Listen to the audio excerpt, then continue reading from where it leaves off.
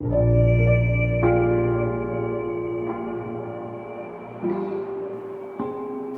eu acho que para começar, é importante nós conversarmos sobre como algumas diferenças se tornam desigualdades. Então, como diferenças de gênero, sexualidade, pertencimento étnico-racial, classe, entre outras, são transformadas em desigualdades na nossa sociedade. E algumas pessoas são consideradas melhores que outras, ou têm mais oportunidades que outras, ou são tratadas ainda em alguns casos como normais e outras não.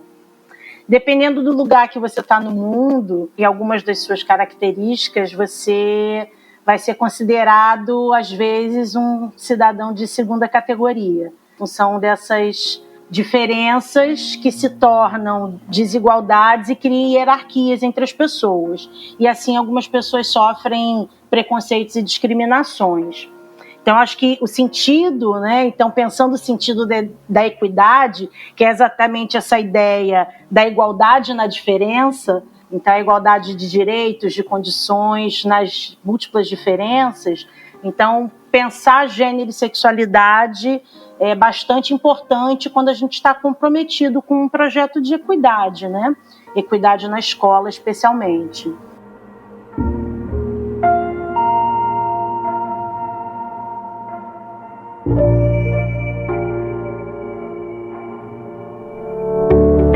Entender sobre as diferenças é um passo importante para garantir que injustiças deixem de ocorrer.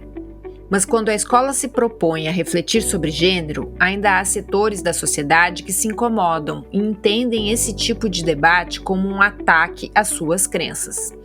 Neste episódio de O Futuro se Equilibra, vamos falar sobre gênero e identidade, sim, e sobre como essa conversa é importante para evitar a exclusão, a violência e outros tipos de sofrimento enfrentados por diversas pessoas durante o período escolar. Eu sou a Tatiana Klix e quero começar com alguns conceitos. Pessoas trans são aquelas que não se identificam ou se reconhecem com o sexo biológico ao qual foram designadas ao nascer. Esse processo pode ocorrer já na infância, na adolescência ou mesmo na fase adulta. Quem se reconhece e se identifica com o mesmo sexo biológico designado no nascimento são pessoas cisgênero. Um outro ponto importante: a transfobia, que diz respeito a todo e qualquer ato discriminatório contra pessoas trans e travestis, é crime. A pena pode chegar até 5 anos de reclusão. Apesar disso, casos de transfobia continuam acontecendo. E um dos lugares onde isso acontece muito é a escola. Antes de nos aprofundarmos nesse tema, vamos conhecer a história do Caê Vasconcelos. Ele é jornalista, tem 28 anos e compartilhou conosco um pouco de sua vivência no ambiente escolar. Quem interpreta é o Rodrigo Diodé. Eu sou cria da Zona Norte de São Paulo, nasci e me criei lá. Durante toda a minha infância e adolescência, as conversas sobre sexualidade e identidade não existiam, nem na escola, nem em casa. Minha família é composta por mulheres. A minha avó, a dona Raimunda, é uma das minhas pessoas preferidas no mundo. Ela está envolta em acolhimento. A minha família, de modo geral, sempre foi muito progressista. Eu cresci ouvindo grandes nomes da música brasileira, muitos deles LGBTQIA+. Mas quando veio a notícia de que existia uma pessoa LGBTQIA+, em casa, a história foi outra. Não foi tão fácil assim. Até o ensino fundamental 2, eu estudei numa pequena escola particular, próxima da minha casa. Minha mãe sempre acreditou que o correto era investir nos estudos. E era uma turma bem pequena, então a atenção que recebia de professores e professoras era boa.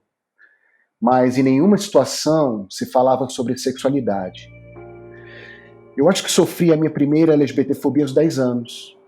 Eu não sabia o que estava acontecendo, eu confesso. E um dos meus colegas começou a dizer que eu estava afim de uma das minhas amigas. Na hora eu pensei, como assim? Na minha cabeça isso não era possível, porque eu entendia que meninos ficavam com meninas, e ponto final. As coisas começaram a mudar quando cheguei aos 11 anos. E antes disso, até mesmo as minhas roupas não tinham muito gênero. Era tudo muito mais livre. Mas então veio a primeira menstruação.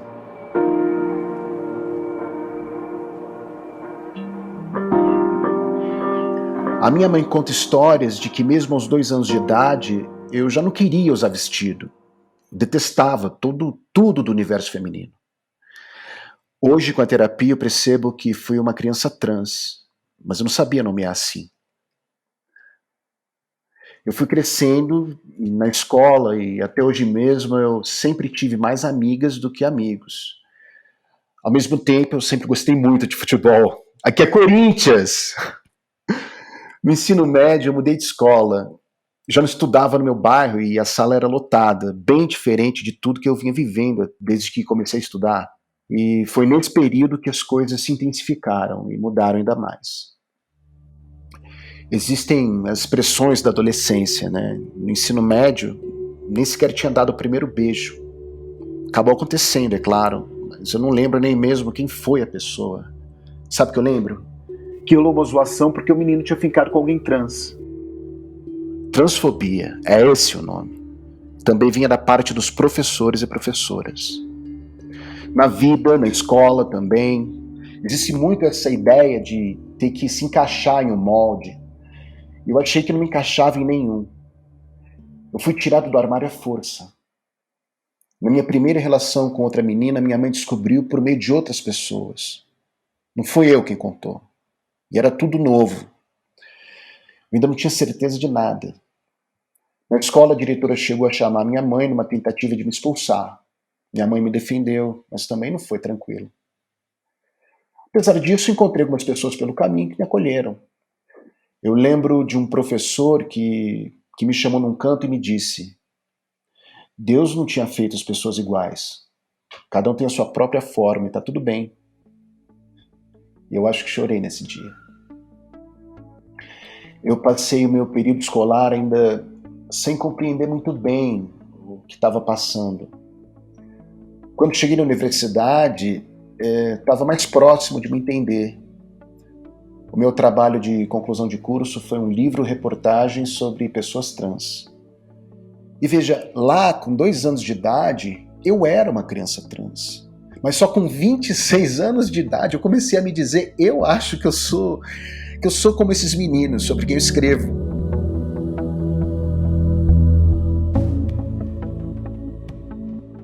O processo é longo. Existe o medo de perder o emprego, o amor da família, por isso eu demorei tanto para viver a minha transgeneridade. Minha vida caminha, sobretudo caminha. Depois de formado em jornalismo, eu passei a lidar bastante com histórias de pessoas LGBTQIA+. E eu também comecei a dar palestras. Eu tenho uma lembrança muito especial desses momentos de quando eu conversei com uma turma da 5ª série. Eu estava falando sobre gênero e sexualidade com crianças. Para mim foi uma das favoritas. Foi fácil falar com as crianças.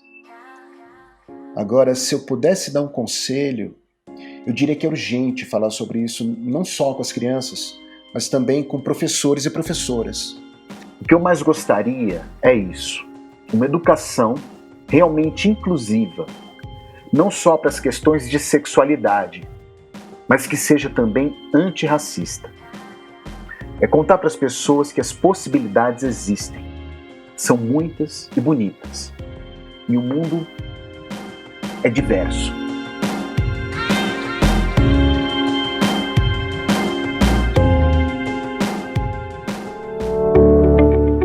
Os desafios enfrentados pela população trans no Brasil são muitos, e em grande parte simplesmente por serem quem são. Dados mais atualizados sobre a situação educacional de pessoas trans no Brasil são escassos.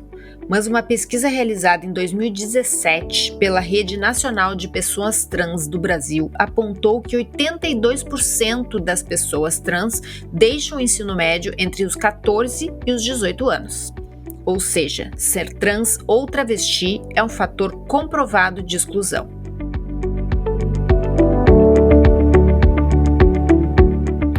Lá no início do episódio, você ouviu a Vanessa Leite, pesquisadora associada do Centro Latino-Americano em Sexualidade e Direitos Humanos da UERJ. Ela é a pessoa que vai nos ajudar a olhar para a maneira como podemos pensar sobre identidade, gênero e sexualidade na escola. E ela defende que é preciso intervir contra a desigualdade de gênero, que já aparece bem no início da vida escolar.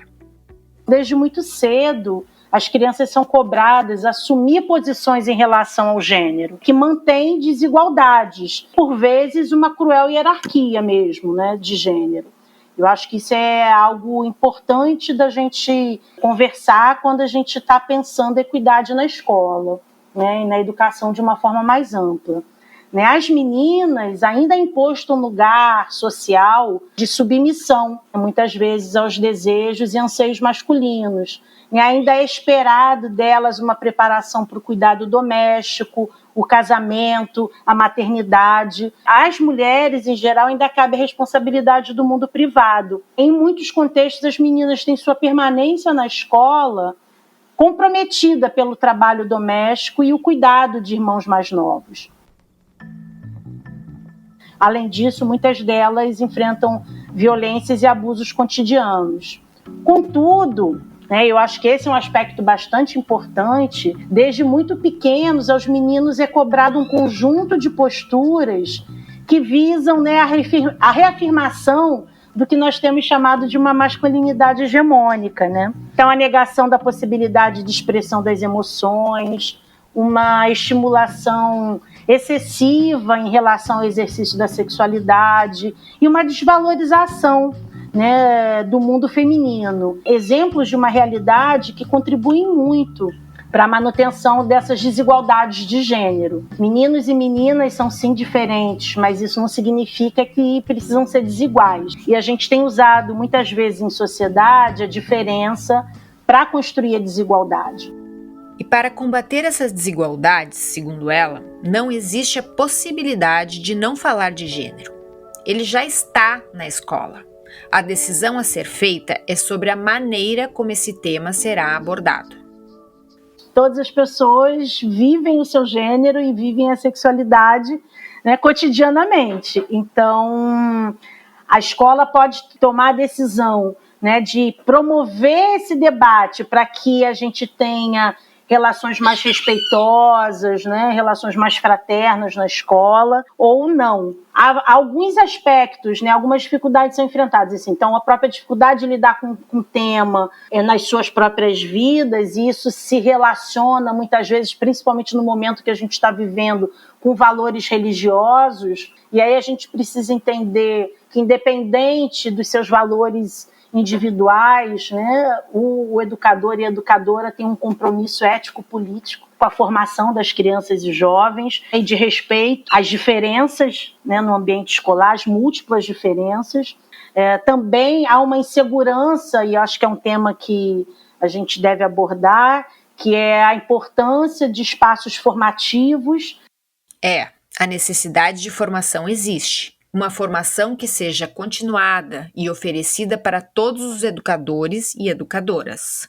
Nós, educadoras e educadores, precisamos sempre nos qualificar em diferentes temas, a gente está sempre estudando, mas a gente não pode perder de vista, né, da responsabilidade também das estruturas governamentais de promover esses processos, né, pensando aí a escola pública. Promover processos do que a gente tem chamado de educação em gênero e sexualidade, que são espaços para além do que nós já conhecemos como educação sexual, se privilegia o funcionamento do corpo, reprodução e tal. A gente entende que é importante que haja processos formativos onde essas diferenças, hierarquias e desigualdades, né, que se reproduzem no cotidiano das relações e que a gente reproduz sem se dar conta. Preconceitos, todos nós temos algum preconceito, dificuldade com algum tema. Não é para culpabilizar ninguém, né? É para a gente promover espaços em que essas hierarquias sejam refletidas, né? Muito importante que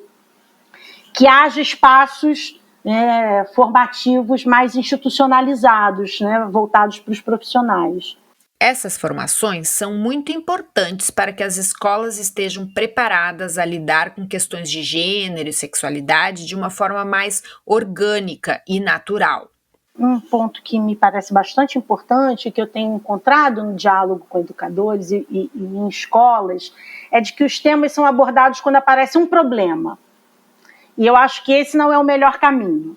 Então, temos um caso X, um problema, e aí a escola se mobiliza para dar conta daquele problema. E aí eu acho que a gente acaba trabalhando com a agenda negativa. Eu tenho defendido que a gente tem que trabalhar com essas temáticas como uma agenda positiva, no sentido que são temas que estão na vida, né, da instituição escolar, são temas que estão na vida das crianças e jovens e que a gente, então, precisa dar conta deles. E aí eu acho que há múltiplas possibilidades. Sem dúvida que espaços formativos de sensibilização das educadoras e educadores, do conjunto de profissionais da escola, para ficarem atentos no cotidiano de como lidar com essas questões. Eu acho que essa é uma dimensão fundamental, mas que também não tira a importância de espaços específicos. Então, a criação de oficinas sobre gênero e sexualidade, sobre atividades. O CAE não teve muito acesso a conversas durante a educação básica, mas passou a fazer palestras depois que saiu da faculdade. E esse é um dos muitos exemplos de possibilidades de abordar o assunto. Trazer para rodas de conversa e debates pessoas trans que possam partilhar de sua experiência.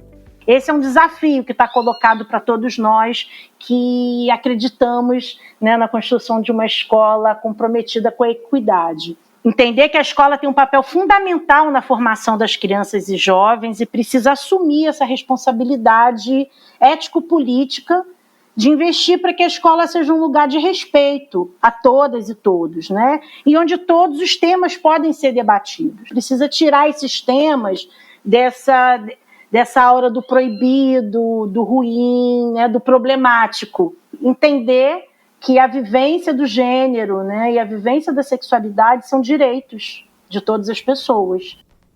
Sair de uma lógica que é do risco, do problema, para uma lógica da afirmação de direitos, entendendo, assim como o direito à educação, direito à saúde, os direitos sexuais e a livre expressão de gênero são direitos fundamentais de todas as pessoas e que a escola precisa respirar isso também. A Vanessa também comenta da importância da gestão nessa equação. Se, por um lado, educadores e educadoras devem se dedicar à formação e a pensar atividades sobre esse tema, por outro, a gestão também precisa estar atenta e comprometida, trabalhando junto com o corpo docente. Os gestores escolares têm um papel fundamental. Em escolas em que os gestores têm um compromisso claro com a equidade, com o respeito às diferenças, há um ambiente de muito mais possibilidade, né, de construção de atividades, de debate. A equipe fica muito mais à vontade para desenvolver atividades se os gestores se comprometem com essas temáticas, né, que, na verdade, se comprometem, então, com a construção de uma escola que acredita e investe na equidade. Nesse sentido, os gestores têm um papel central, especialmente nesse momento em que a gente encontra reações externas, né? Mas também o que eu tenho visto é que há muito barulho externo. A educação se constrói no cotidiano da escola, então também há muita resistência e há muita coisa sendo feita. Há muitos educadores e educadores que se mantêm comprometidos e desenvolvendo essas atividades, né? Mantendo vivo nas escolas esse espírito da construção e da mudança, construindo essa escola com a escuta aberta. Mas, sem dúvida, que é preciso ser uma decisão institucional. Em resumo, a escola precisa, ao invés de ser esse espaço que exclui, ser um local de acolhimento, que ajude crianças, jovens e adultos a se entenderem.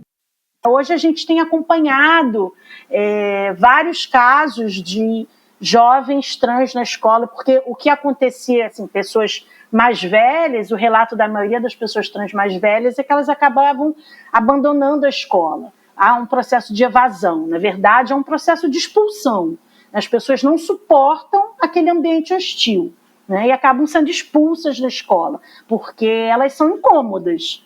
A vivência trans, né, confrontar com tantas normas acaba sendo incômodo para as instituições, porque a escola vai ter que se repensar, vai ter que se olhar, né? Vai ter que olhar para os seus valores, para as relações que estabelece. A escola acaba criando situações em que esses jovens são expulsos da escola. Eu acho que é importante. Agora, mais recentemente, a gente tem visto que essa meninada, como eu costumo dizer, está colocando o pé na porta e está vivendo transições, não só transições de gênero, mesmo mudanças de gênero, de masculino para o feminino ou vice-versa, mas também tem crescido o número de adolescentes e jovens que se identificam como não binários.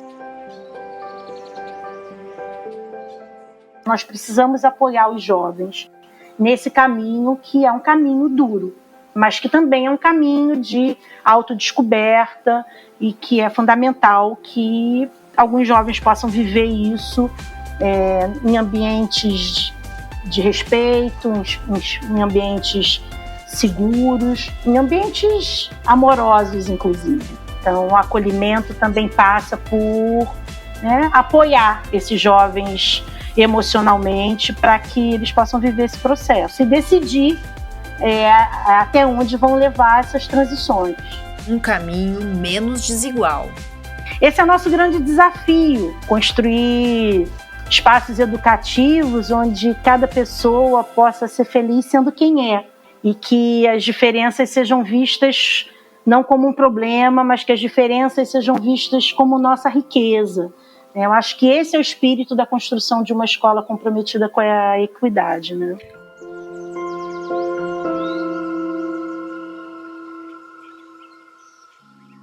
O Futuro se Equilibra é o podcast do Porvir sobre equidade na educação e conta com o apoio do Instituto Unibanco.